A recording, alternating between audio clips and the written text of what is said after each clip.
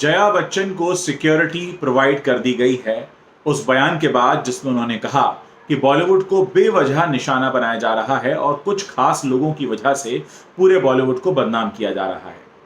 इसके बाद से सोशल मीडिया पर कई सारे पोस्ट किए गए हैं जिसमें संदीप सिंह, जो सुशांत सिंह राजपूत के दोस्त थे, उनके फोटोग्राफ्स भी शेयर हुए हैं जिनके साथ पूरा का पूरा बच्चन परिवार फोटोग्राफ्स क्लिक कर रहा है। अब लोग दोनों बयानों को जोड़कर देख रहे हैं। लोगों का सवाल यह है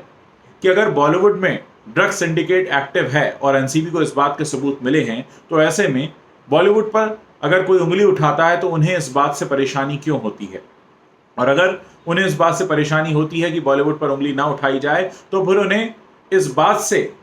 समस्या क्यों नहीं हुई जब सुशांत सिंह राजपूत अचानक हमारे बीच से चले गए? उस वक्त इतनी तीखी बयानबाजी क्यों सामने नहीं आई? क्या इसका मतलब ये समझा जाए कि जब तक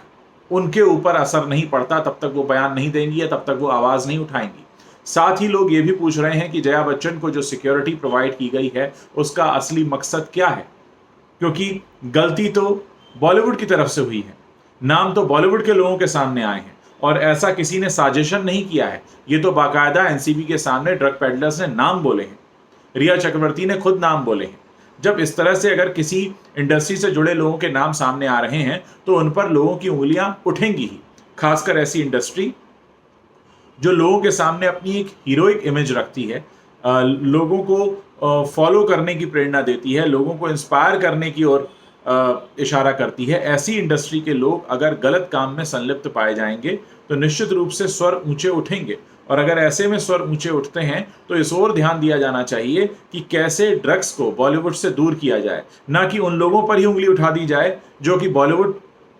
को इस सब के लिए जिम्मेदार बता रहे हैं।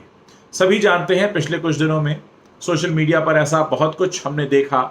अगर हम एक साल पहले आए उस सोशल मीडिया वीडियो की भी बात करें, वहां भी कुछ ऐसा दिख रहा है जिसमें कि कुछ नामचीन चेहरे ड्रग्स कंज्यूम कर रहे हैं। ऐसे में अगर इस तरह की बातें आती हैं और लोग सवाल उठाते हैं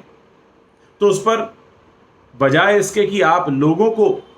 अपराधी घोषित करें कि वो बॉलीवुड की तरफ उंगली उठा रहे हैं, बल्कि जरूरत इस बात की है कि बॉलीवुड के लोगों में कहां कमियां हैं उनको हटाकर दूर किया जाए और ऐसे लोगों के नाम खुद बॉलीवुड के लोग सामने लाएं और लोगों को ये बताएं कि क्योंकि हमारी इंडस्ट्री में ये लोग गड़बड़ियां करते हैं, ये लोग गलत आदतें फैलाते हैं, इसलिए हम इनका बहिष्कार कर रहे हैं। ये एक बड़प्पन वाली बात होती। लेकिन जो बयान उनकी तरफ से संसद में दिया गया उसमें ऐसा लगा कि मानो बॉलीवुड को बेवजह निशाना बनाया जा रहा हो। खासकर ये कहना कि जिस थाली में खाते हैं उसमें छेद करते हैं, मतलब अगर बॉलीवुड का कोई व्यक्ति आगे आकर ये बताता है कि हमारी इंडस्ट्री में ये प्रॉब्लम है तो उसे नहीं बताना चाहिए क्योंकि वो उस इंडस्ट्री से। तो ये तो जुर्म को, गुनाह को, अपराध को छिपाने वाली बात हुई। बल्कि ये तो पहली जिम्मेदारी बनती है इंडस्ट्री के, अगर बड़े बुजुर्गों की हम बात करें तो उनकी पहली जिम्मेदारी बनती है कि वो खुद से सामने आकर बताएं कि हमारी इंडस्ट्री में ये लोग गड़बड़ हैं और इनका बहिष्कार किया जाना चाहिए। थाली में छेद करना तो ये वहां मुहावरा फिट बैठता है जहां पर कोई सही व्यक्ति के साथ गलत कर रहा हो। जब बॉलीवुड के लोग ही गलत कर रहे हैं और ऐसे में अगर उन्हीं के बीच के कुछ लोग उठकर आकर ये कहते हैं कि इन गलत लोगों को बाहर करो, इन गलत लोगों को दूर करो, अलग करो, ऐसे में थाली में छेद करने वाला मुहावरा तो बिल्कुल भी फिट नहीं बैठता। बल्कि ये तो और उपहास का पात्र बना देता है कि एक व्यक्ति अपने घर परिवार की जो कमियां हैं उसे दूर करने का प्रयास कर रहा है और आप सामने से आकर कहते हैं कि जिस थाली में खा रहे हो उसमें छेद कर रहे हो। मतलब क्या लोगों को, बॉलीवुड के लोगों को अपनी इंडस्ट्री के गुनाह छिपाने चाहिए? क्या बॉलीवुड के लोगों को आकर ये कहना चाहिए कि जो कुछ चल रहा है उसे चलने दो और हम इसके खिलाफ नहीं बोलेंगे क्योंकि हम इस इंडस्ट्री से आते हैं? और अगर इतनी ही फिक्र है अपनी इंडस्ट्री और अपने लोगों की, तो ये लोग उस वक्त कहां थे जब सुशांत सिंह राजपूत के साथ जो कुछ भी हुआ वो हुआ? वो उस वक्त तो कुछ भी नहीं बोले। मतलब इसका साफ है कि अगर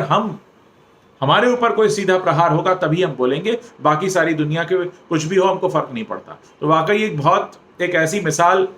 खड़ी की गई है लोगों के सामने जिस पर लोगों की एक बार फिर से आंखें खुली हैं और लोगों को एक बार फिर से एहसास हो गया है कि बॉलीवुड वाकई कितना खोखला है और यहाँ पर लोगों के कितने खोखले आदर्श हैं वो खुलकर सामने आ गया है।